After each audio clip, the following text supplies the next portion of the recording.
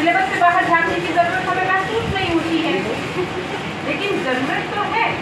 और जहाँ तक साहित्यिकी में इस पर चर्चा का सवाल है, तो एकेडमिक्स के लोगों को धन्यवाद दे दीजिए कि नहीं सही एकेडमिक्स के लोग यहाँ भी मौजूद हैं, और अगर उनकी वहाँ नहीं चल पाती है तो कोशिश करते हैं कि कहीं वही संस्था में तो चर्चा हो। तो हमारी कोशिश होती है कि जिन लेखकों की जन्म शताब्दियाँ चली और जिन्हें कभी कोई याद नहीं करा, ये मैं साहित्यिकी के सदस्य की हैसियत से बोलती हूँ, हम इन्हें याद क्यों याद करें?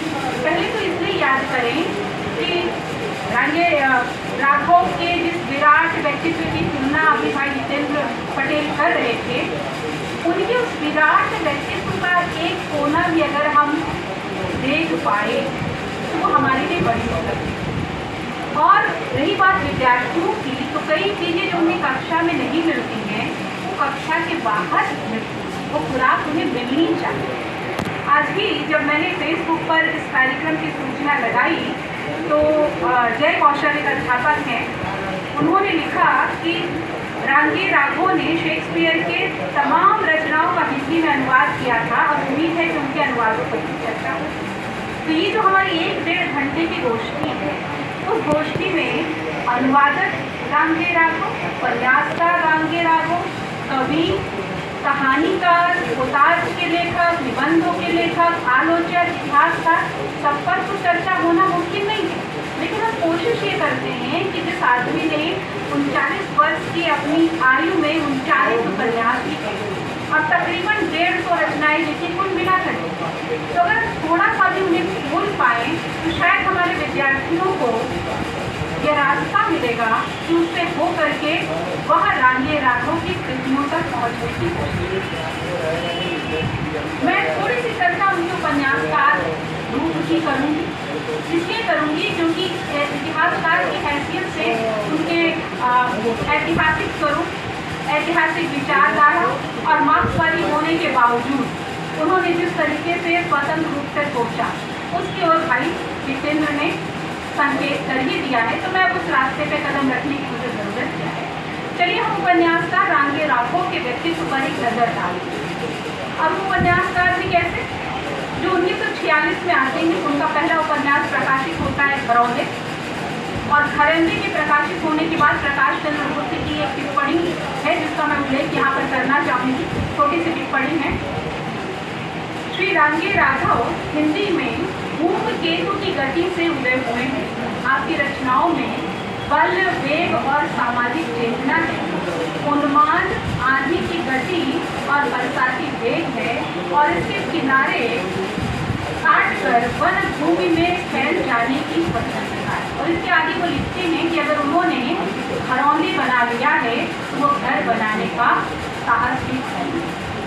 और उसके बाद हम देखते हैं कि रांगे राघव लगातार लिखते हैं, लेकिन लगातार जो उन्होंने लिखा, हर विधा में लिखा, जिनके लिए कहा गया, कहीं मैंने पढ़ा कि हम एक दिन में या जितने समय में हम एक रचना पढ़ते हैं, एक उपन्यास पढ़ते हैं, उतने ही समय में वह एक रचना लिख लेते थे। और लिखने जब बैठते थे तो उस रचना को पूरा करके ही उठते थे। हमें कविता की, मैं कविता लिखती हूँ इसलिए मैंने कविता कहा, हम कविता की 4 पंक्तियाँ लिख लेते हैं और लिख करके उसे किसी कोने में रख देते हैं। हालांकि सोशल मीडिया ने हमें इतना आग्रही तो बना दिया कि तुरंत उसे चिपका भी देने की सोचने लगे, लेकिन अगर नहीं चिपका पाए, अगर नहीं चिपका पाए तो रख देती हैं और उसके बाद हम उनके नोट पलट दुरुस्त करते हैं, बहुत कुछ करते हैं, और उसके बाद सोचते हैं चलो अब ये लोगों के बीच में इसे उतारा जाना चाहिए। लेकिन एक आदमी बैठे और बैठ कर पूरी कृति लिख ली, तो शायद इसीलिए क्योंकि उन्होंने कोई नौकरी नहीं की, आजीवन वह लेखन का कार्य ही करते रहे। अगर वो नौकरी कर लेते तो शायद ये जो लेखन के प्रति प्रतिबद्धता थी वो उनके अंदर। ढेर उपन्यासों के नाम अभी जिन भाई गिना चुके हैं, कुछ भी मैं चर्चा करूँगी, कब तक पुकारूँगी, काफ़ी बातचीत हो चुकी है। वो इतिहास पर सिर्फ लिखते ही नहीं, इतिहास की पृष्ठभूमि पर उपन्यासों की रचना भी उन्होंने की। उनका एक उपन्यास जीवन, मध्यकालीन भारत पर लिखा गया वो उपन्यास राष्ट्रीय है, उसमें सम्राट हर्षवर्धन है। आज बहुत सारे ऐसे चरित्र जो सिर्फ इतिहास के पन्नों में कैद होकर रह गए हैं और आम जीवन में उनकी बिल्कुल चर्चा नहीं होती।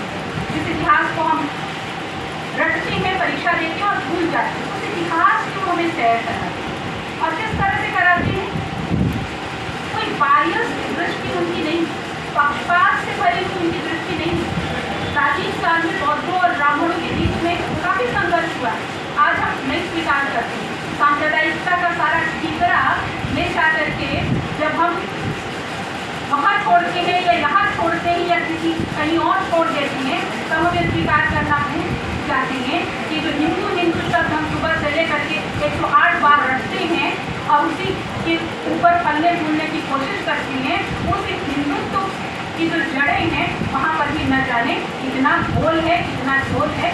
तो उस पूरे इतिहास का वो हमें इतिहास की सैर कराते हैं और पूरी तटस्थता के साथ वो जो संघर्ष है वो आता है। और किसी की सबसे बड़ी बात है कि किसी के पक्ष में वो खड़े हुए नहीं दिखाई देते। ये उनके अंदर ही उनकी खूबी है कि न तो वो ब्राह्मणों का पक्ष लेते हुए दिखाई देती, न वो बौद्धों का पक्ष लेते हुए दिखाई देते।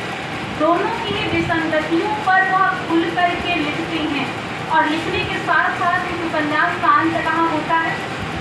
फिर से उस उपन्यास का अंत होता है जहाँ हर्षवर्धन जीवन की छाया में अपना सब कुछ समर्पित कर देता है। शायद न कहते हुए भी उपन्यासकार बहुत कुछ कह जाता है कि जिसे हम अंतिम हिंदू सम्राट के रूप में याद करते हैं। आगे आप लोग समझदार हैं, आप कुछ समझे। सुनकर देखो, सुनकर देखो, सुनकर देखो जी।